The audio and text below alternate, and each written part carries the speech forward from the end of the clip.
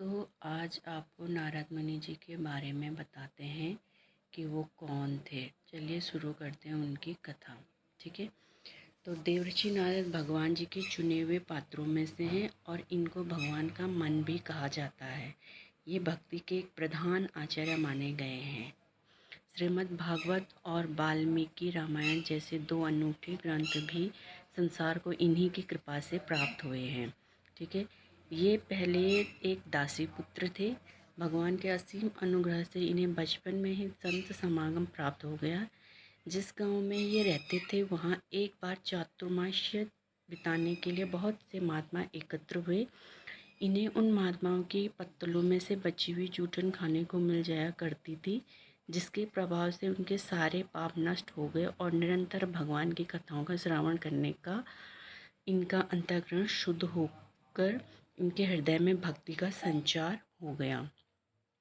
जाते समय उन महात्माओं ने इनको बहुत सारा आशीर्वाद दिया और ये इस सांसारिक बंधनों से मुक्त होकर जंगल की ओर निकल पड़े।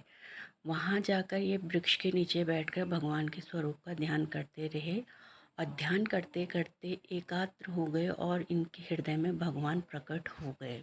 ठीक है।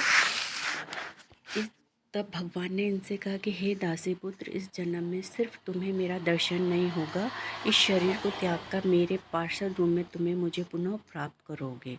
भगवान के इन वाक्यों को सुनकर इनकी बड़ी संतावना हुई और ये मृत्यु की वाट जोहते हुए निसंग होकर पृथ्वी पर विचर करने लगे। समय आने पर इन्होंने अपने शरीर को त्याग दिया और फिर ये दिव्य विग्रह धारण कर ब्रह्मा जी के पुत्र के रूप में पुनः अवतरित हुए। ठीक है।